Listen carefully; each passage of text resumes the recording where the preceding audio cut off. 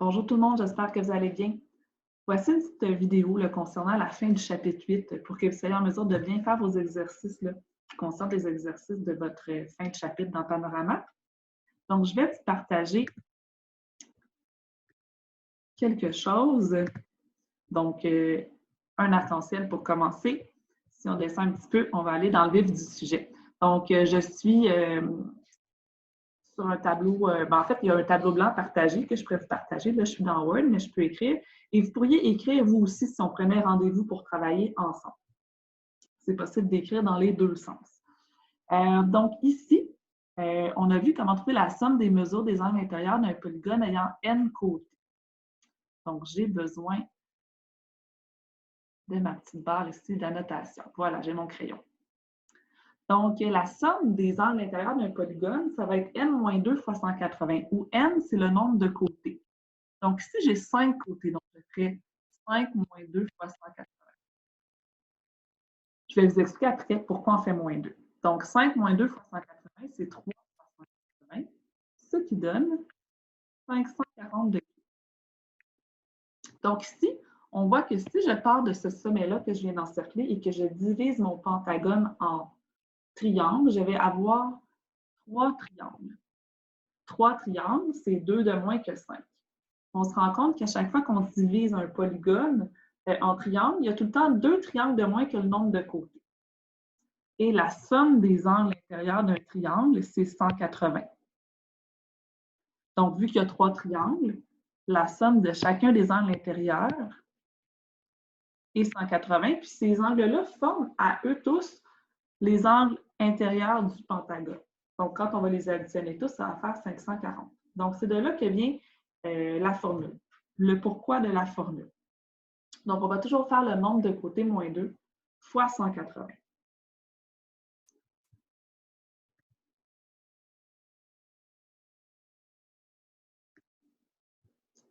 Maintenant,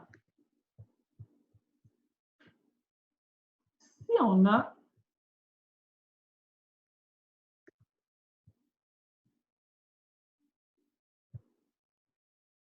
des polygones qui sont réguliers, parce qu'à la page précédente, le polygone n'était pas régulier, les côtés ne mesuraient pas tous la même chose. Ici, nos côtés mesurent tous la même chose. À gauche, on a un pentagone. On vient de trouver que la somme des angles intérieurs d'un pentagone, c'est 540 degrés. Donc, si je veux savoir c'est quoi la mesure d'un seul angle, je pourrais diviser par 5. Ça va me donner 108 degrés. Donc, je sais qu'un seul angle, c'est 108 degrés parce que c'est un polygone régulier. Tous les angles sont égaux. Juste à côté, j'ai 7 côtés. Donc, c'est un heptagone. Si je veux la mesure d'un seul angle, encore une fois, c'est un heptagone régulier. Dans ma formule, j'ai rajouté quelque chose.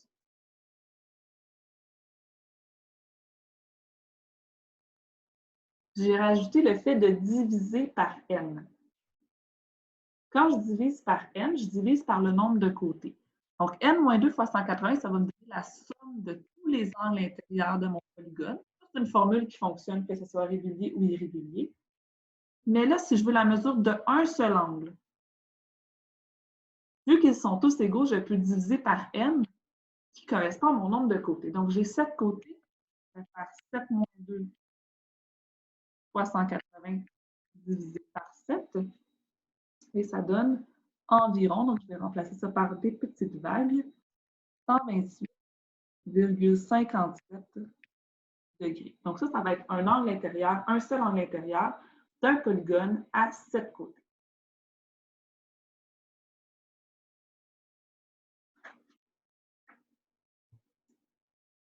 Mon prochain exercice.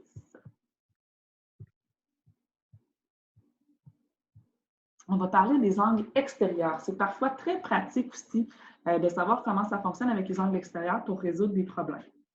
Donc, si par exemple, ici j'ai un pentagone, je sais que mon angle intérieur va être 108 degrés parce que je l'ai trouvé précédemment.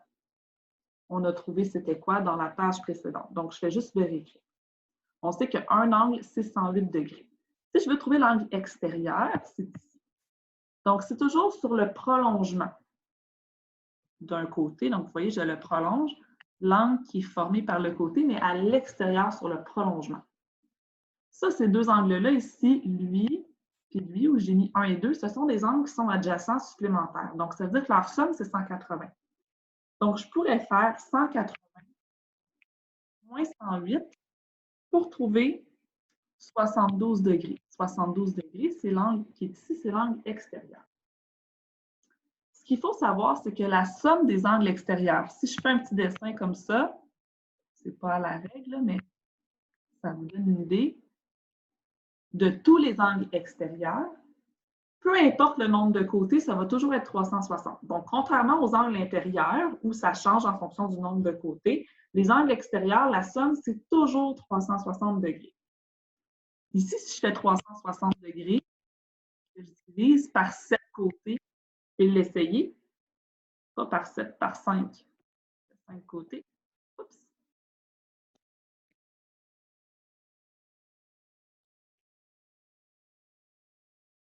Je divise par 5, qui est mon nombre de côtés. 1, 2, 3, 5. Je vais trouver 72 degrés. Donc, c'est tout à fait logique. Je l'ai trouvé en faisant 180 moins 108. Donc, les deux angles là, adjacents supplémentaires, 180 moins 108, je trouve 72 qui va ici pour l'angle extérieur. Mais si je fais 360 divisé par 5, parce que j'ai 5 côtés, je trouve aussi 72. Donc, chacun des angles extérieurs est de 72. Et la somme des angles extérieurs est 360, peu importe le nombre de côtés. Mais là, je parle juste des angles extérieurs. Donc, voilà les notions qui sont importantes pour faire les exercices. On va faire un premier petit exercice, un premier petit défi ensemble.